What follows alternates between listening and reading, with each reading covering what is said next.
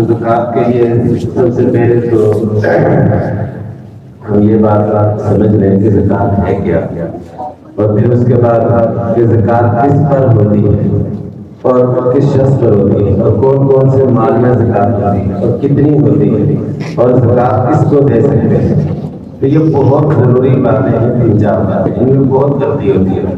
بسا اوقات تو بہت سے لوگ ہوتے ہیں ان کو زکوٰۃ ہو رہی ہوتی ہے پتہ نہیں چلتا، زکوٰۃ واجب ہے پتہ نہیں ہے۔ تو بہت سے لوگ ایسے ہیں کہ زکوٰۃ واجب ہے پتہ نہیں ہے، لیکن اب وہ جہاں پہ دے رہے ہیں وہاں پہ زکوٰۃ ادا نہیں ہوتی۔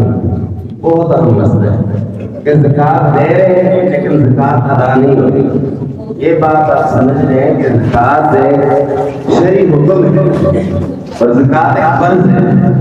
یہ چیریٹی نہیں ہے، یہ ڈونیشن نہیں ہے۔ چیریٹی اور زکوٰۃ میں فرق ہے۔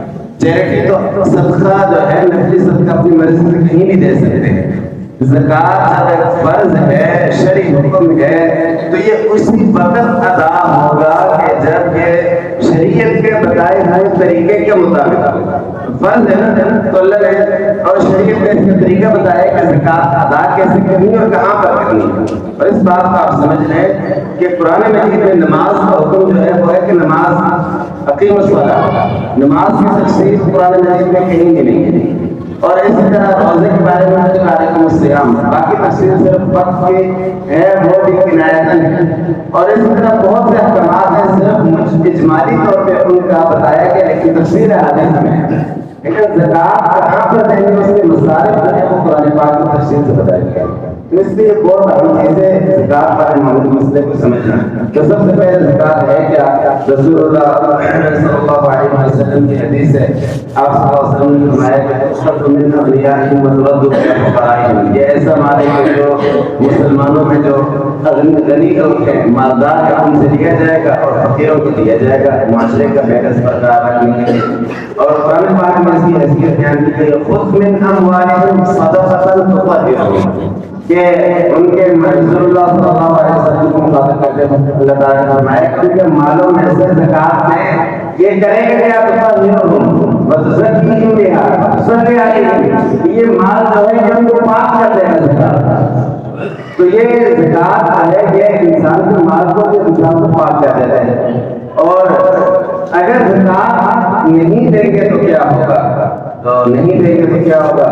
بہت سی روایات ہیں، بہت روایات آتی ہیں ان کے، اگرچہ ایک روایت جو ہے اپنی ذاتی اعتبار سے نہیں ہے، لیکن اگر مجموع میں دیکھا جائے تو بالکل ثابت ہے۔ یہ حدیث رسول اللہ صلی اللہ علیہ وسلم کی حدیث مبارکہ ہے، جس کا مفہوم یہ آپ نے فرمایا کہ زمین میں جتنا بھی مال کے اندر جتنی بھی خرابی آتی ہے وہ زکوٰۃ ادا نہ کرنے کی وجہ سے، جتنا بھی مال جو ہے وہ خشکی اور تری کے اندر برباد ہو رہا ہے وہ زکوٰۃ ادا نہ کرنے کی وجہ سے ہوتے ہیں۔ اور اس میں ایک اور روایت کے اندر ہے کہ جب لوگ مال کی زکوٰۃ ادا کرنا چھوڑ دیتے ہیں تو اللہ تعالیٰ بارش برسانا چھوڑ دیتے ہیں اللہ۔ اور اگر زمین لولا البہائم، اور اگر زمین پر جانور نہ ہوتے، پرندے نہ ہوتے تو اس کے بعد کبھی بھی بارش نہ برسائی جاتی ہے زکوٰۃ۔ اور اس طرح حضرت ابوبکر صدیق رضی اللہ تعالیٰ عنہ کے زمانے میں جب لوگوں نے انکار کر دیا کہ ہم زکوٰۃ نہیں دیں گے، بعض قبائل نے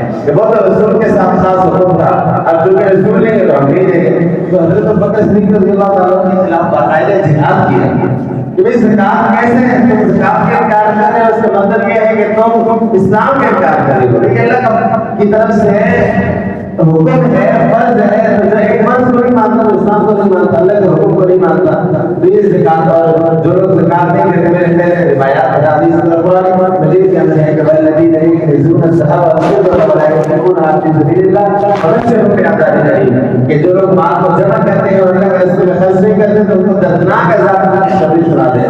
یوم یحمى علیہا فی نار جہنم وتقوی بها جباہہم، کہ قیامت والے دن کیا ہوگا؟ یحمى علیہ، کہ اس جو مال ہے جو جمع کیا ہے اور اس نے اللہ کے راستے میں خرچ نہیں کیا ہے، زکوٰۃ نہیں دی، صدقات نہیں دی ہے، اس کو آگ کے اندر گرم کیا جائے گا، فتقوی بها جباہہم وجنوبہم وظہورہم، اور اس سے داغا جائے گا پیشانیوں کو، پہلوؤں کو اور پیٹوں کو۔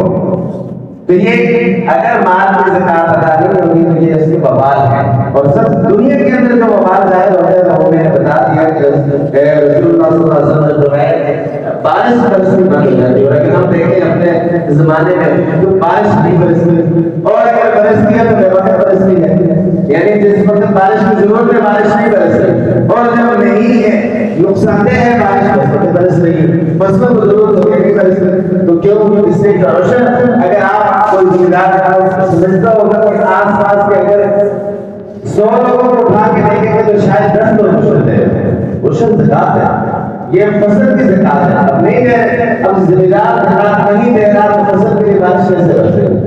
تو اس لیے یہ زکات فریضہ ہے اور بہت اہم فریضہ ہے، اور اس پر بہت زیادہ کوتاہی ہوتی ہے، اس کے احکام کو سیکھنے کی ضرورت ہے، خود کچھ بتانے کی ضرورت ہے۔ یہ تو آج اس کے حوالے سے کہ جو شریع یعنی اللہ تعالیٰ کی نظر میں رسول اللہ صلی اللہ علیہ وسلم نے زکات کے بارے میں کیا بتایا، نہیں دیکھے تو کیا ہوگا، کل سے انشاءاللہ اس کی تفصیل ہم کریں گے کہ زکات کس پر ہوتی ہے، کتنی ہوتی ہے، اور آگے والا کام اللہ تعالیٰ ہمیں سمجھ عطا فرمائے۔ واخر دعوانا الحمدللہ رب العالمین۔